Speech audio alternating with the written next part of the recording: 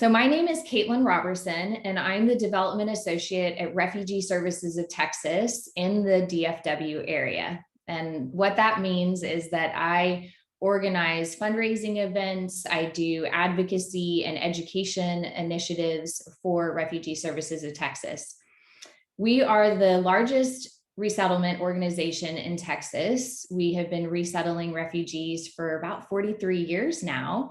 And we now serve almost all displaced populations. So we have an unaccompanied minor program in Houston.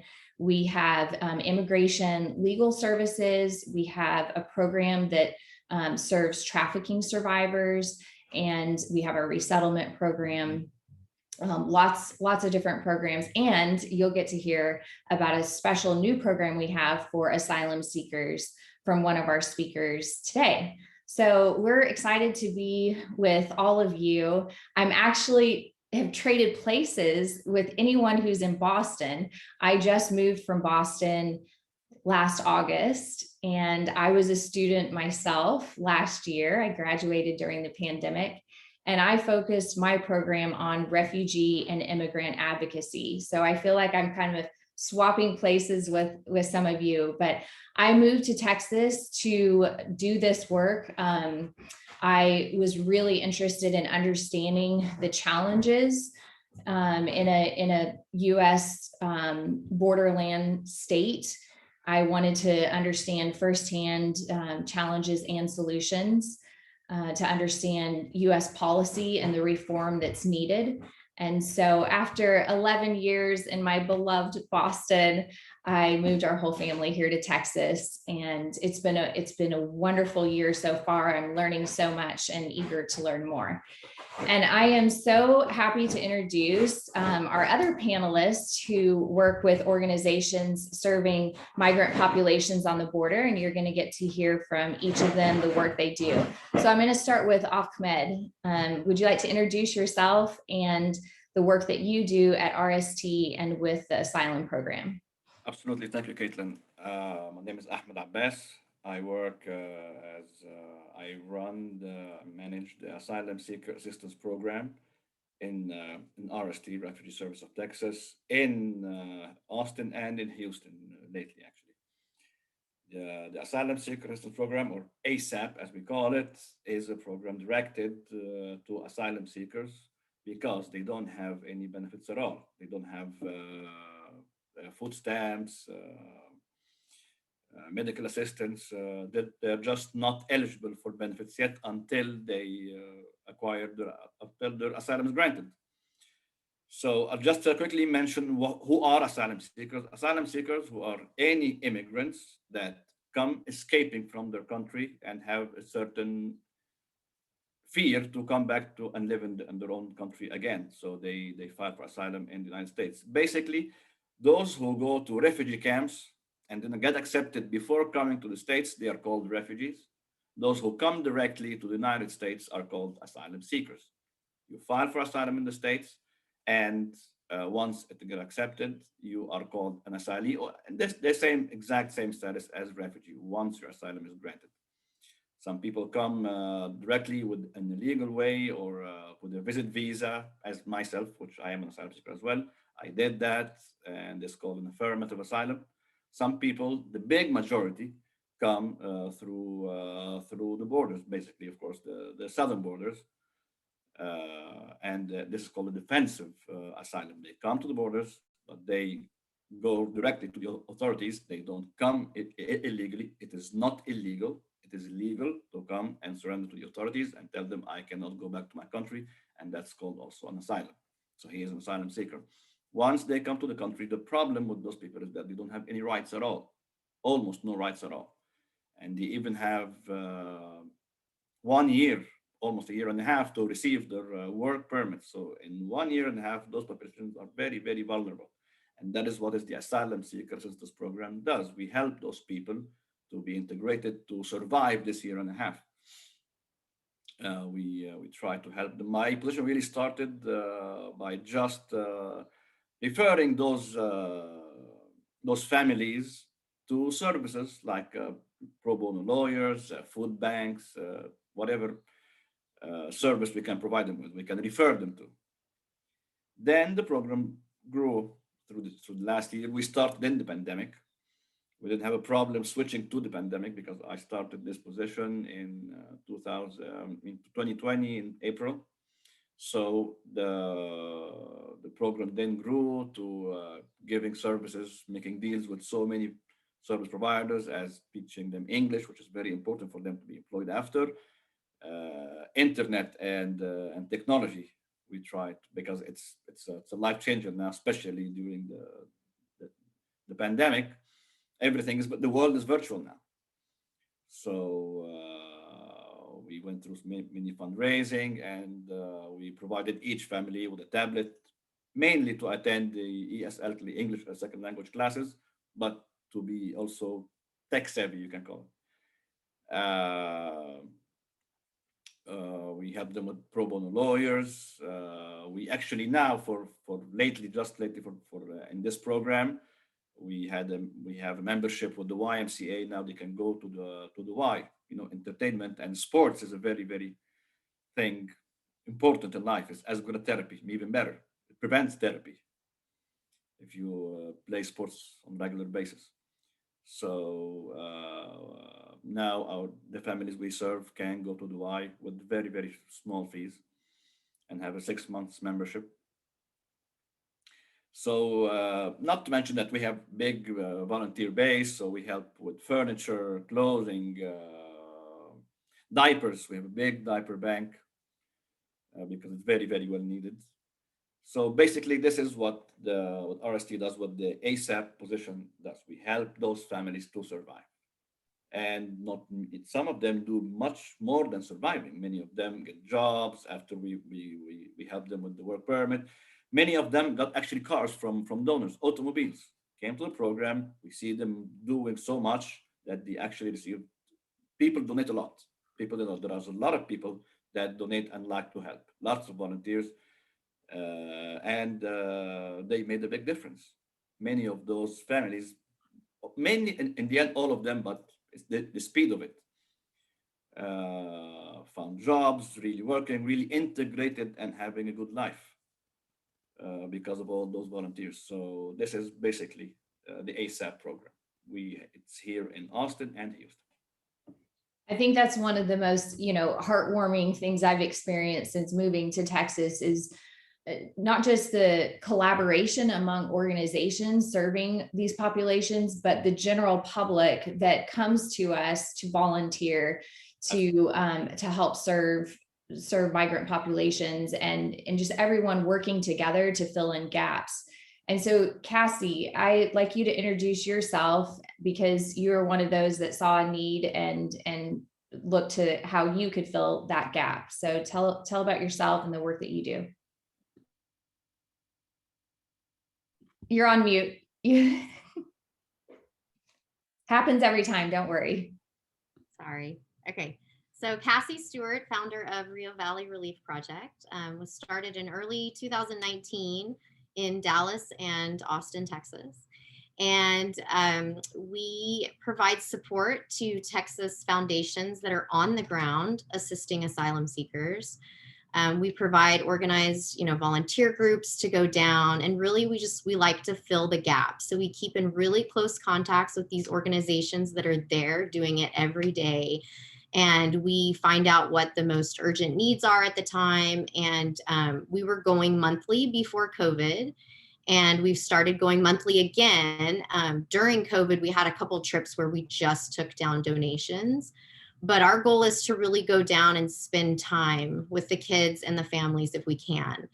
We've done everything from cook food to serve food to sort donations to, jump roping with the kids, doing, school activities. I mean, you name it for a family that's traveling on this journey, and we've tried to be there to do it. So that's us. That's great. Thank you so much. And Rio Valley Relief Project has been a huge supporter of Refugee Services of Texas too. They support all these bigger agencies that serve the populations, and they just figure out what's needed and where we have gaps. So we really appreciate their work. Aaron, will you tell about your work in the centers? Hi, I'm Tate. I'm the Director for Program Innovation for Church World Service. We're a global organization, but I'm based here in Texas as well, in Houston. And we've been working with refugees and displaced people for 75 years, primarily doing refugee resettlement, both resettling people in the United States and also processing refugees for resettlement in Africa. About 3 years ago, we started to get involved at the U.S. southern border. And the primary thing that we're doing at the border is supporting border shelters. Some of the same organizations that Cassie's organization supports by providing volunteers. We also provide support to them. In fact, there are 17 shelters along the U.S. southern border that receive asylum seeker families after they've been released from federal detention or federal custody. And these shelters help them to, get a warm welcome, spend the night, and make travel arrangements to join their family members somewhere in the United States while they wait for their asylum claim to be heard. So at CWS, we support these shelters with a variety of things, from providing them with material aid that they need and blankets and clothing. We also provide staff in full-time staff in some of the shelters. And we also work to connect them together so that they can do advocacy work and coordinate some of their humanitarian efforts. The border shelters have recently created their own organization, which is called the Border Asylum Shelter Coalition, which is the first coalition of border shelters that are coming together to do a lot of advocacy and share about the needs at the border, and also to, again, coordinate their own response. In addition, so as part of that work at the border, we visit the border. Me and my team have been to all the border states and visited most of the border shelters. So we keep an eye on, what is the situation, across the border.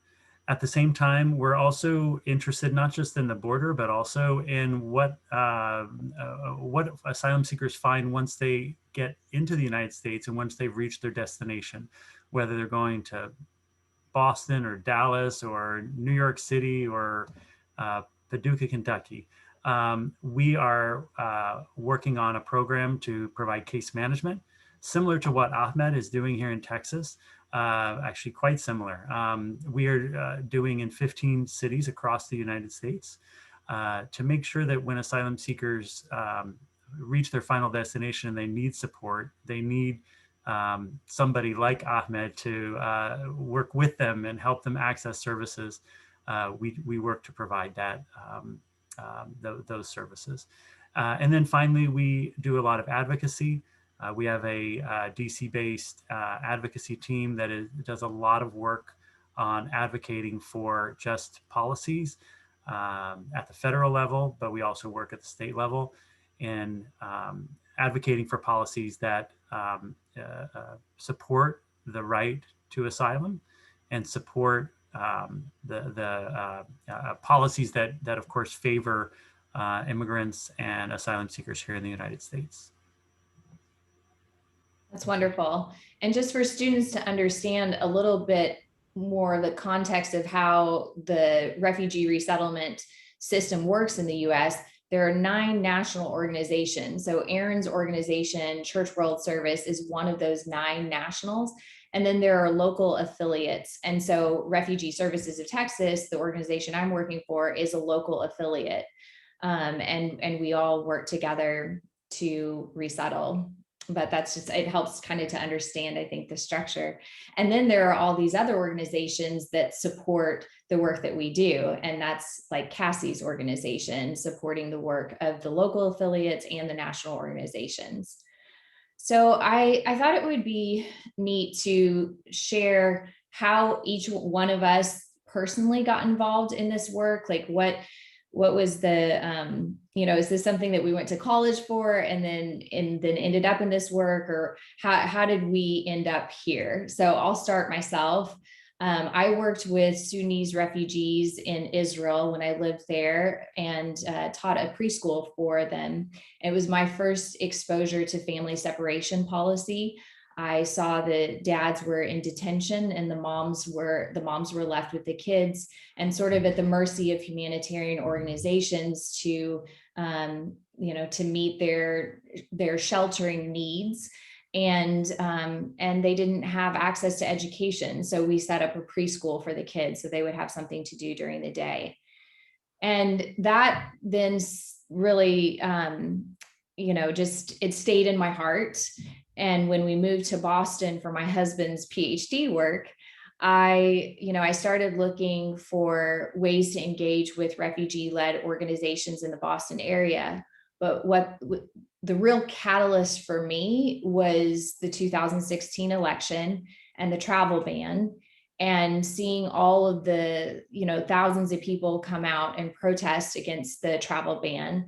And I thought there's got to be a way to harness all of this energy, not just to say, this is a policy that we don't want, but how can we harness this energy for long-term change? And so I made the decision myself to look for organizations to support in the Boston area that were doing relief for unaccompanied minors, and to go back to school. So I was an educator before, and that's why I was teaching the preschool in Israel, but I taught third grade, and my degree was in education. So I decided to go back to school and center my work on advocacy.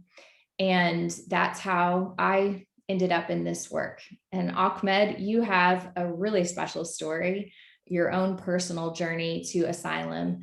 So please take all the time you need to share it with us, because it's really special.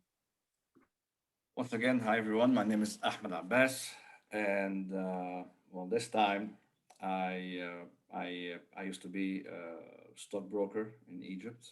I have a master's degree in finance, and I studied 2 years in law in the Sorbonne University, the French Sorbonne University.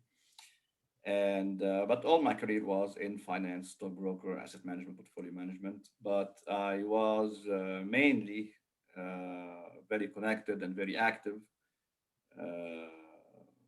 politically active during, especially during the Egyptian Revolution, or also known as the Arab Spring, 2011. One of the leaders of the revolution. I had so many interviews worldwide with CBS News and Sky News and BBC and others, which made my work quite clear and obvious to the government we were trying to overthrow. That was like same military dictatorship for 70 years, same president for 36 years. Egypt was not, and still is not, secular, which was the main thing we are asking. The right, the freedom to worship, one of the major things, the first things on the list. So, long story short about that, due to my work there, I had to leave. I had to escape from the country. My girlfriend then, that is now my wife, is Mexican. We were already together. We were engaged this time. Remember, guys, that was 12 years ago, 11 years ago. So we went to Mexico. We started the life there. I always wanted to, after 11 years of being a stockbroker, I wanted a calmer life. I wanted to have a land, to have a small farm, and then that's what I wanted to end my life with. And that's it. It was a good choice at the time. Started there. I was fascinated by the shrimp business and the aquaculture in Mexico. So we were in Mexico, and we started a small shrimp farm that with time grew and became big shrimp farm, quite successful. But then it drew the attention of the drug cartels, and they always thought of me as the Arab that is coming to invest and has oil in his pockets. So they started to threaten us again and ask for ransoms and ask for money. And I was willing to cooperate and pay, even if they will take some of my income. It's okay, but let us live in peace. But they asked for too much, and they asked it in very difficult ways that I could accept. And until we were threatened with machine guns, and my son was already just a few months old. So we decided I'm not going to fight again. I'm not going to. I'm not. Just the risks are too high. So I had my visa ready. I had an American visa. So did my wife. So we flew right away to the United States, and we filed for asylum in Los Angeles, end of 2013, beginning of 2014. We filed for asylum there, and after 3 years, 2017, I had my interview. I thought the lawyer told me the process takes 6 months, 1 year at most. I said, great, let's do it. I filed, and I found that there's a huge backlog at this time. There was the Syrian crisis, I'm sure Kaitlin, you're aware of, the Congolian crisis, the Burmese crisis, and Angola, and so many crises on the planet. There are always crises, but those crises happen to happen at the same time. So many people fled to the US to file for asylum at this time. So the asylum office are just backlogged, hundreds of thousands of cases backlogged. So I got my interview after 3 years, 2017, and it was February 2017. And then they told me, "All right, we'll give you the result. We'll give you an answer in 2 weeks." Those 2 weeks are taking until now, since February 2017 until today. That's 2 weeks. So. Of course, I didn't know this. I studied law again here, immigration law in the US by myself again to represent myself, because they asked me, "Oh, we'll we'll give you a discount, only $6,000 to file for the asylum." I said, "No, I'm not. I don't need to prove really a case. I'll just tell them what happened to me. I don't need to, and I have my videos, I have my recordings. There is nothing to really prove." So the lawyer helped me a little bit in the beginning, and I paid some money. But then I knew by reading and studying the law that actually the lawyer doesn't need to be in the when they're asking you, when in the interview, in the asylum interview, and actually the lawyer doesn't have the right to talk at all in the interview. But they don't tell this to people, so they keep hiring private lawyers. So I learned everything by myself. I've been going on trying to understand and figure out the systems for the past 7 years, until I got hired by RST. But there was no asylum program. I was doing refugee programs, and I was doing also case management work in Los Angeles, Orange County, actually. And like any person, like any immigrant that comes to the US, and I feel lucky. I speak some languages. I speak Arabic, I speak French, I speak Spanish, because I was living in Mexico. I have a master's degree in finance. I play tennis. So I translated. I taught tennis. I did anything I can to support my family. I was a valet parking. I waited on tables, anything that I can do, because I stayed also about a year without a work permit. So how? And I also feel lucky because my family helped me a lot. My brother lives in Dubai. My mother still lives in Egypt. They have good business there. But I think about, what about those that don't have this family to help them? What about those that didn't have this education? What about those that don't play tennis? What about those that don't speak English? What will they do? How will they live for a whole year and a half? The need to do something about that is not just important, it's necessary. Otherwise, those people will not live. This is when, gladly, gratefully, RST decided to start this program that I was just talking about, the Asylum Seeker Assistance Program, all those people that just arrived. And that is when really my life started to truly have a meaning, a true meaning. All of us in life, all of us, rich, poor, educated, uneducated, ask, is there something in life? Is there a meaning in life? But when I started this work, I saw maybe everything that happened to me was for a reason, that I can do this. And this is what I'm doing until my goal in life, in a nutshell, is that those people, my people, the one I am one of them, have a serious, important, well-defined program to help them until they are citizen here, or until they can stand on their feet, until they are integrated in the society. Then I can retire. Yeah, so you've told me before that you would love to see the US have a similar program, similar to our refugee resettlement program, where there is, federal aid for 3 months, their support, and you would like to see a similar program for asylum seekers. And even more than that, you would like to see an efficient system where they're not waiting 7 years for their case to be adjudicated. We all on this difficult. call want the same thing. It's difficult, to live on a limbo. It's very stressful, especially, I mean, for my wife. That is, we came here with one child, and I refused to have the other. Also, I wanted to give him a brother or sister. I thought this happens only in the movies until my son started to draw brother. He told me, "This is my brother." And I don't know, are we staying in this country or we're leaving, or what's going to happen to us? We don't know. We know nothing. And we are the lucky ones among the people that came.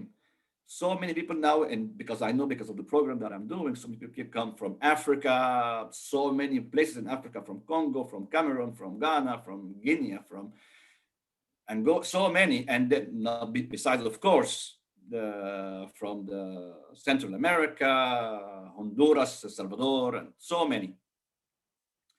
And they know nothing at all. And so many of them lose so many members in the family just in the way. So many clients that I have lost their mother crossing the river. The father had 3 kids, mom and dad, and the father helping 3 kids not to drown, but he doesn't have 4 hands, he only has 2. So the mother drowned. And so many traumas, those people. I think I was lucky, even all those things. Those people need help. And something has to be done. Something huge humanitarian has to be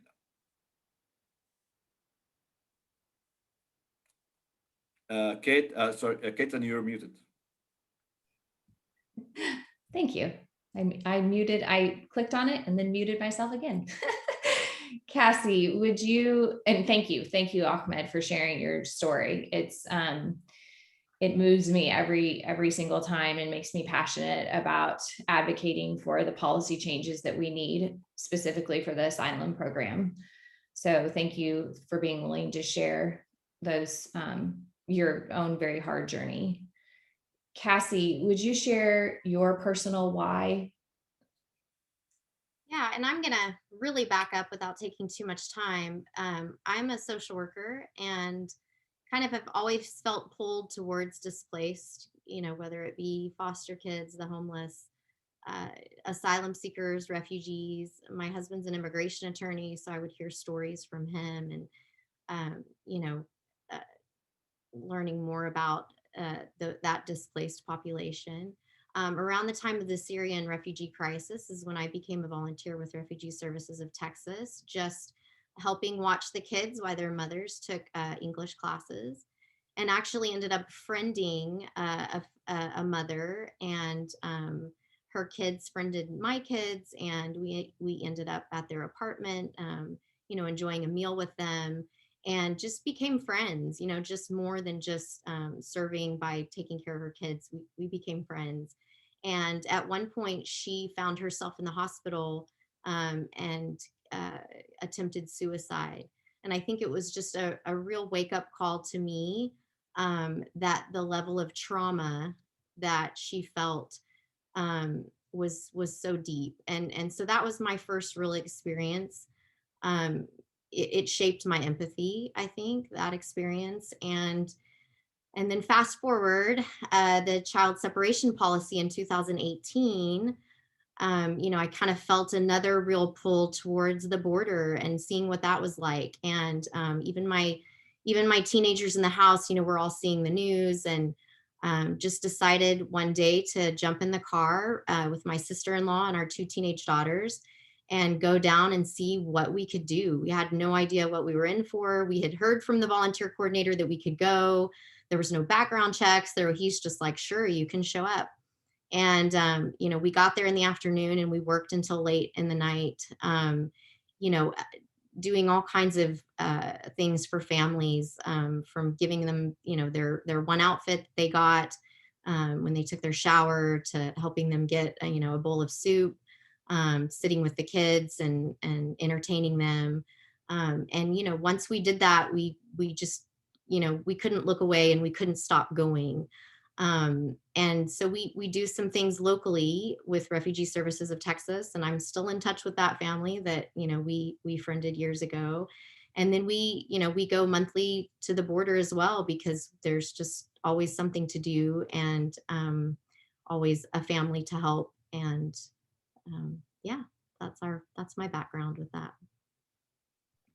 One of the things you had shared with me earlier is your desire to bring people closer to the story, closer to the humans involved, because you're passionate about once you build these relationships, once you hear their stories, once you are close to the trauma, it does completely change your view of policy and your vote and what you're advocating for. Yeah, we have such a problem with dehumanization, and I think it can completely eliminate that when you take people down and they look into the eyes of other people and they hear their stories. It can be that way with anything, and I'm always just encouraging, whatever you feel pulled in doing, jump in and really sit with the people who you want to work with, because that changes things. Absolutely. Thank you for sharing that. Aaron, how did you get into this work? Sure. Well, on a personal level, my grandparents were immigrants who came to the United States after World War II, and hearing their story growing up was really impacted me. And as an adult, I wanted to work, was interested in working with refugees, and started doing refugee resettlement, and was just amazed at the incredible people I was meeting and working with, and really enjoyed that work. And then, I've gotten an opportunity to do some work overseas, and working in a refugee camp in Tanzania, and also in Jordan, and also in Santiago, Chile. And in the last couple of years, it's just interesting and unfortunate that we have a refugee crisis at our border, caused by our country and by our policies. And so it's really quite upsetting to realize that there are people that are in dangerous situations that are prevented from accessing safety, and it's just a 5-hour drive from my front door. And so that was really motivating for me to get involved in this work here in Texas and at the border in general. When we talked earlier, Aaron, you said something that resonated with all of us about our policies being intentional. The backlog that we currently have in the system, the lack of supports. Can you share a little bit more about your view on why our system operates in the inefficient way that it does? Well, I think there's a long history of bad U.S. immigration policies related to the southern border that was certainly made worse in the previous administration in the last 4 years, but was bad even before then, and continues to be bad at this moment. I think it's important for people to realize that there have been very few and very small tweaks to the border policy under the Biden administration For the most part, the Trump administration border policies are continuing. So why is it? I think that that's a good question. The U.S. has always had a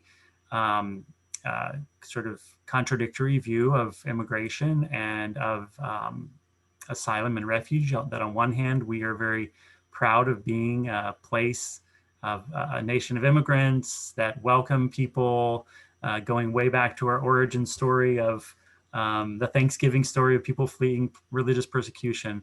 But at the same time, there has been an anti-immigrant history that has impacted our policies. And I guess when I talk about intentionally bad policies, I mean, the things that make it difficult for asylum seekers, the fact that they have to wait a year to even become eligible to work, the fact that they're not eligible for federal policy, for federal support, the fact that there aren't more programs to help them. I don't think those are. I don't think those are accidents. I think those are ways for the U.S. Where the U.S. policy is saying we will do the bare minimum for asylum seekers, but we won't do more. And obviously, CWS, we advocate strongly against these policies. We advocate strongly for policies that respect the right to, first of all, the right to access asylum, the right for somebody to come to the United States and say, I would like to, I need protection and asylum. That's the bare minimum. But also to make sure that once people are inside the US, they have legal protection, and that they have access to, are able to integrate into their communities.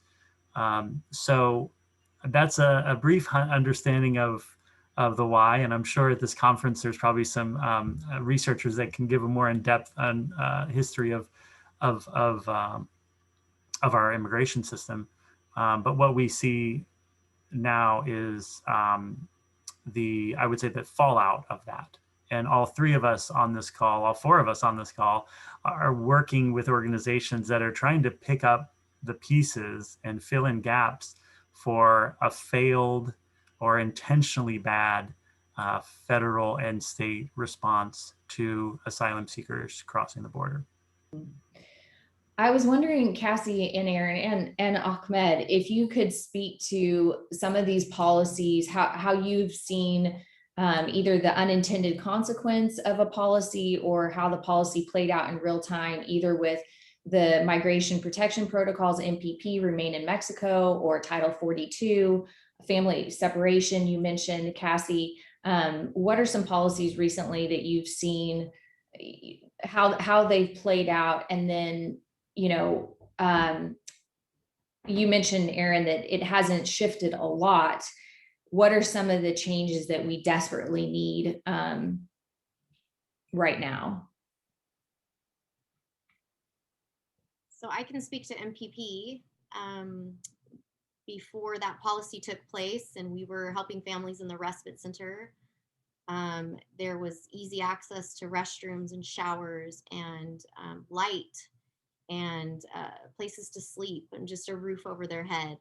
And the first time we went down and had to cross over into Matamoros and see tents and kids sitting out in the heat and not enough water. And I mean, this was before when organizations were really scrambling to try and get them their humanitarian needs. And Team Brownsville, other organizations did a great job at getting them those things, but it made it really, really, really difficult just right over the border for them to not get those basic humanitarian needs. And so, I mean, at one point, that's how we came in and helped with Luminade get solar lanterns over. But, they didn't even have light at nighttime to go down to a porta potty to use the bathroom. So that we really saw firsthand how harmful MPP was.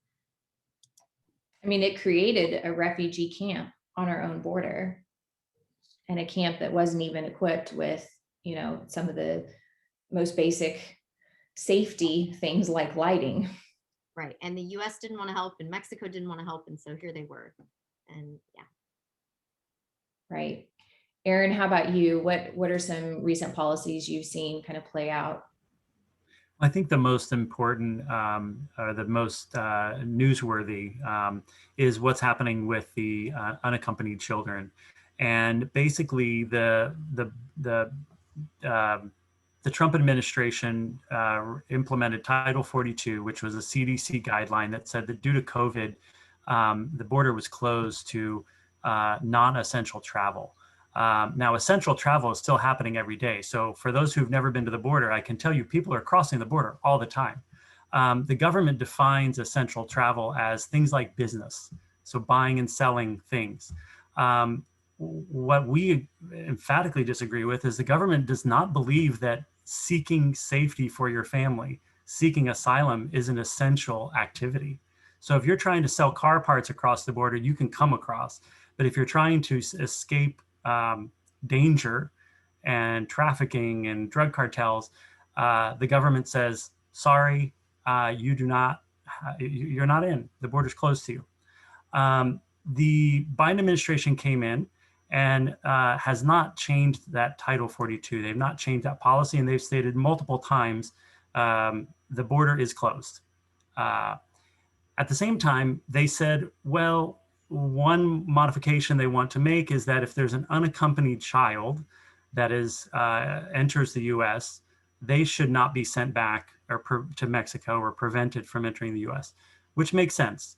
But the unintended consequence is that if I'm in Matamoros with my family and I've got 2 children and I can't bring them safely to the United States and I'm at risk of my whole family being killed, as a parent, what am I going to do? And one of the choices that people are making is to send their kids on to safety, which means to send their children unaccompanied across the border while the parents stay behind. And I've met people in Matamoros that have made that decision. I met a woman who said she sent her daughter across, and she knew she couldn't get into the US and she was going to go back to Honduras and risk her life there. So what we're seeing with unaccompanied children, this surge of unaccompanied children, is because of the Biden administration making a change that on one hand sounds good and humanitarian, but is having the unintended consequence of separating families. But rather than the government separating families, it's families having to make that grueling decision to split up. And then Ahmed, I'll let you take the final couple of minutes to share about policies that prevent, and here's my dog joining us for this call. Hi, Ruby. Spend the last couple of minutes sharing about what has created the backlog in the system and policies that prevent asylum seekers from working and how that plays out among your clients. Working is the key. From my understanding of economics, I did study some economics. Since mankind started to live together, there was always a struggle between capital and labor. It's the major fight, basically. Capital always trying to have cheaper labor. Since the Jewish and the Egyptians and the buildings, it's all about capital and labor. Today, when I have somebody crossing to the country, just speaking honestly and to the point and quickly, somebody coming to the country and I put them and I know they don't have a penny and I'm not giving them benefits. What do you expect they do and how do you expect they live? They will work under the table. Shocking. What are the major ethnicities of the people who work in the all construction business, all California and all Texas? And that's what I know. And I think there are more states with Hispanic origins working in the construction business. All of them. They are all working in those with half the minimum wage. Who makes this money? The construction moguls. It is about 6% of the GDP of the United States of America, which is in billions. So I'm talking about a business of hundreds and hundreds of millions. The last administration changed the right to have work, like Aaron said, from 6 months to 1 year. So you will live, you will work under the table, whether you like it or not, for a year, about a year and a half, on with half minimum wage. Not to mention the insurance and all the things that a company usually pays for an employer, that which they're not going to pay. So in the end, just look for them, follow the money. And that's the only reason I can see. And I'm sure there are more reasons because there's a history here, but that's one of the major direct things I can see. Now the whole world sees it. And it's not now, it's not subtle anymore. So I would say if I would ask something, do not give those people money, but process the documents right away. They will work. They will find to work. Much more important than money. If you don't want to help them, don't help them, but just don't stop them for have the same rights as anyone else. Isn't it? And justice for all in the Constitution. So this is what I would advocate for as long as I live. Thank you. And we hear that echoed among our refugee clients too. You know, whether they're asylum seekers or refugees, everyone just wants the right to work, and they want access to ESL classes. You know, give us the language, give us the right to work, and we will contribute in a positive way. We don't need handouts. We don't need cash benefits. I mean, this is what I hear over and over again from clients. Just give us the right to work and access to language. So thank you all so much for joining us on this panel this morning. And we look forward to a live panel discussion with all the students coming up soon. So I hope you all will have lots of questions for us, and we will be able to get into more details of the work that we're doing here in Texas. Thank you all. Thank you, Kaitlin, very much, Aaron.